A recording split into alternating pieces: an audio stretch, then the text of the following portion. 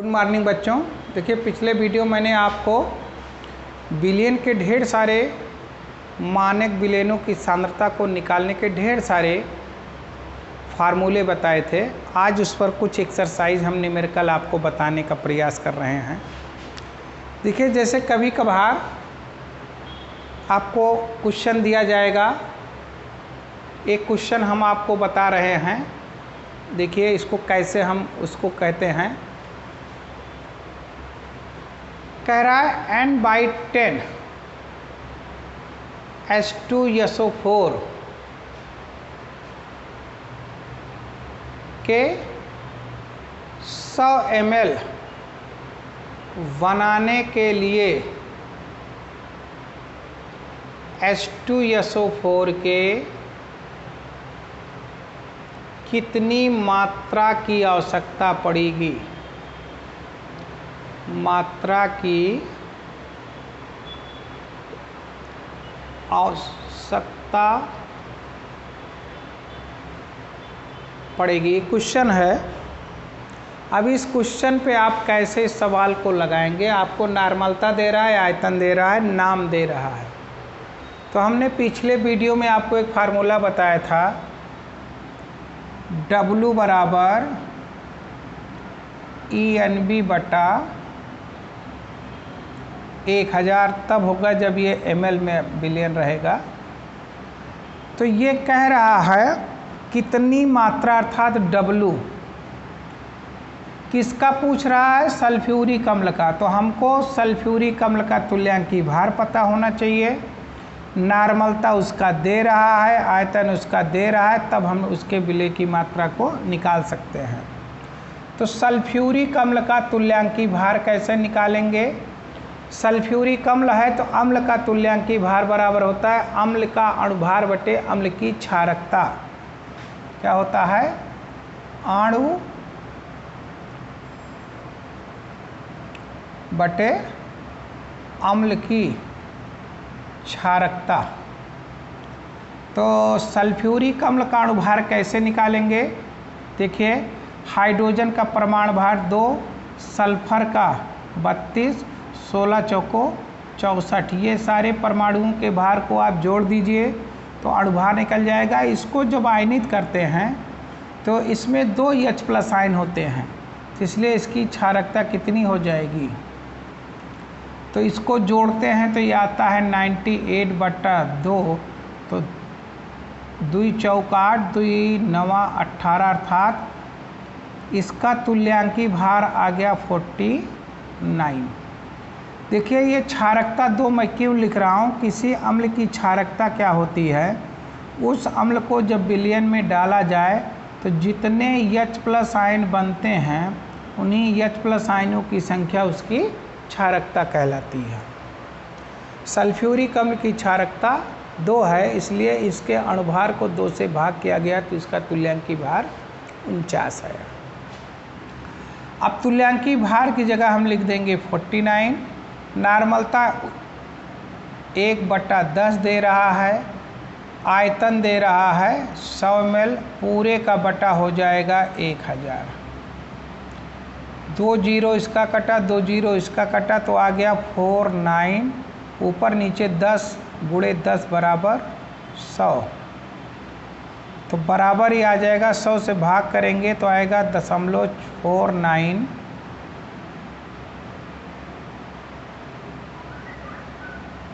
अर्थात n/10 H2SO4 के 100 ml बनाने के लिए मुझे H2SO4 के कितने ग्राम की आवश्यकता पड़ेगी। तो इसका फार्मूला आपका यही होगा। इसी प्रकार से आप केमिस्ट्री लैब में जब कभी जाएंगे तो आपको दिया जाएगा फेरस अमोनियम सल्फेट की विलयन बनाने के लिए, तब आप यही फार्मूला वहाँ भी इस्तेमाल करेंगे। अब एक सवाल आपका ये बन गया। अब इसी प्रकार से मैं एक क्वेश्चन आपको और देता हूँ जो केमिस्ट्री लैब से रिलेटेड है। वहाँ पे कहा जाएगा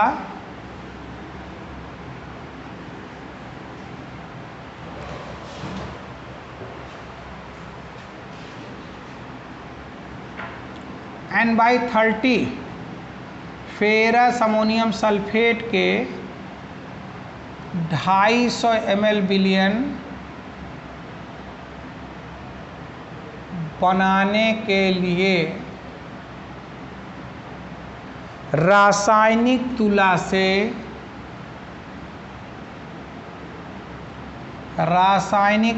से कितनी मात्रा आप तौलेंगे। रासायनिक तुला लैब में होता है तो उसमें तराजू एक प्रकार का है। केमिकल बैलेंस में N/30 के 250 ml विलयन बनाना है। किसका? फेरस अमोनियम सल्फेट उर्फ मोहर लवण। फेरस अमोनियम सल्फेट उर्फ मोहर लवण का मानक विलयन बनाएंगे जिसकी सांद्रता N/30 होगी और आयतन उसका 250 ml होगा। तो आप कई ग्राम तौल करके उसको विलयन बनाएंगे। तो उसके लिए भी आप देखेंगे फार्मूला हमारा यही होता है। अब हमको जो तुल्यांकी भार यहाँ लिखना होगा ये H2SO4 के बजाय अब हमको तुल्यांकी भार किसका निकालना होगा? फेरस अमोनियम सल्फेट का। तुल्यांकी भार ये लवण है तो फेरस अमोनियम इसका हो जाएगा आपका अणुभार। किसका अणुभार? फेरस अमोनियम सल्फेट का अणुभार। और लवण का तुल्यांकी भार बराबर होता है लवण का अणुभार बटे लवण में बने हुए धनायनों की संख्या अथवा ऋणायनों की। तो यहाँ पर फेरस अमोनियम सल्फेट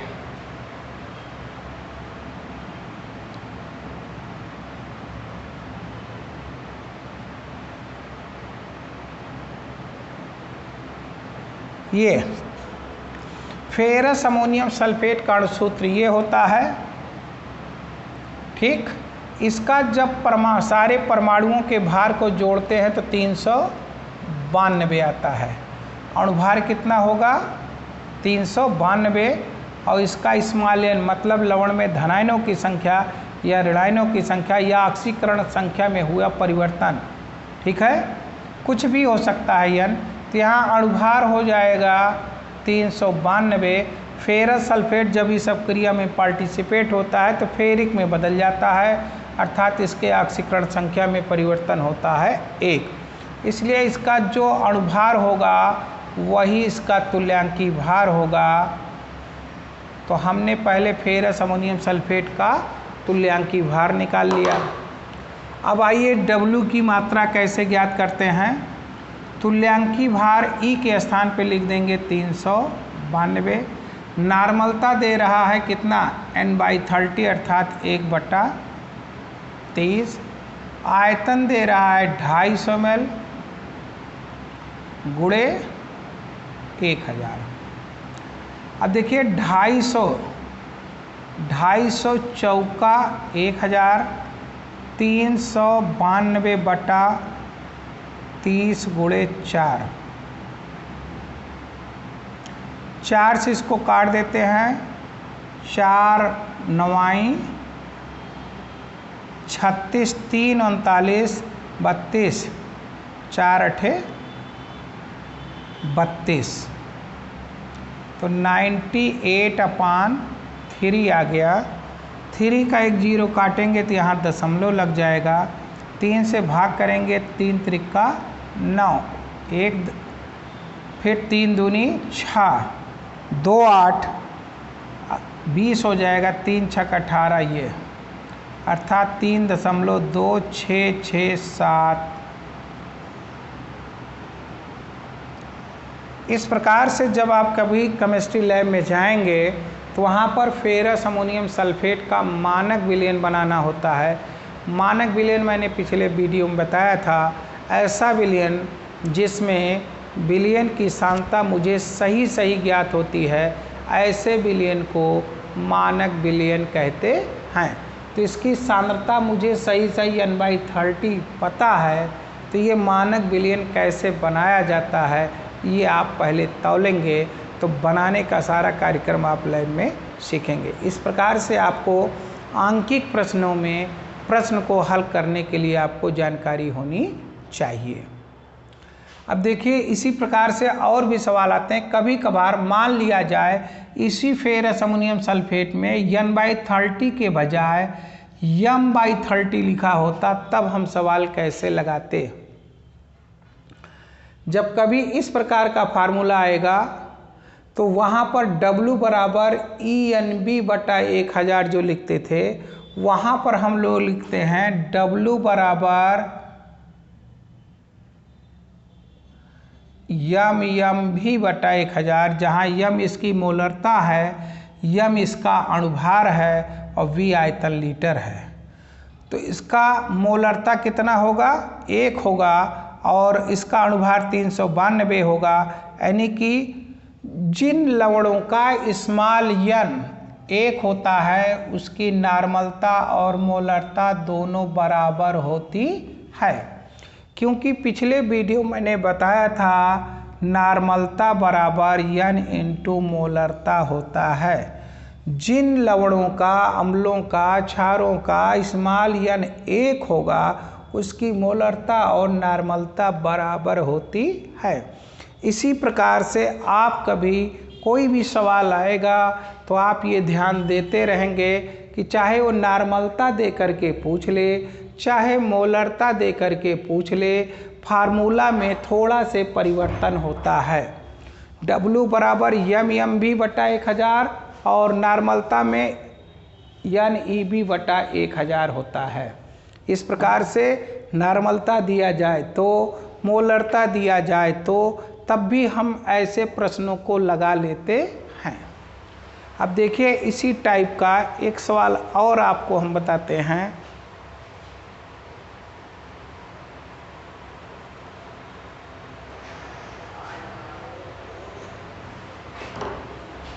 देखिए जैसे कभी कभी दिया जाता है कि N/10 H2SO4 के N/10 H2SO4 के 100 ml बिलियन की सांद्रता किसमें बताइए, ग्राम प्रति लीटर में व्यक्त करें। अभी एक सवाल ये है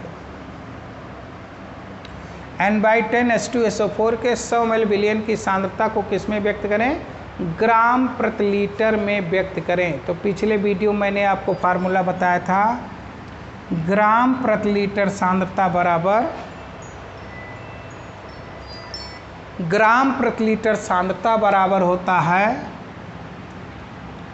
नार्मलता गुणे तुल्यांकी भार। अब देखिए ग्राम प्रति लीटर में पूछ रहा है तो इसकी नार्मलता दे रहा है 1/10। तुल्यांकी भार कितना दे रहा है ये हमको निकालना पड़ेगा। चूँकि हमारे पास H2SO4 दे रहा है, तो अभी मैंने H2SO4 का तुल्यांकी भार आपको बताया था। तो नार्मलता गुणे तुल्यांकी भार बराबर ग्राम प्रति लीटर सांद्रता होता है। तो 1/10 हो गया। तुल्यांकी भार अभी निकाला था 49, तो 49 को हल करेंगे तो ये कितना आ जाएगा, तो ग्राम प्रति लीटर सांद्रता बराबर आ गया 4.9 ग्राम प्रति लीटर। इस प्रकार से आप एक सवाल ये भी लगा लिए। कभी कभी नार्मलता दिया रहता है तो ग्राम प्रति लीटर में ऐसे लगाते हैं।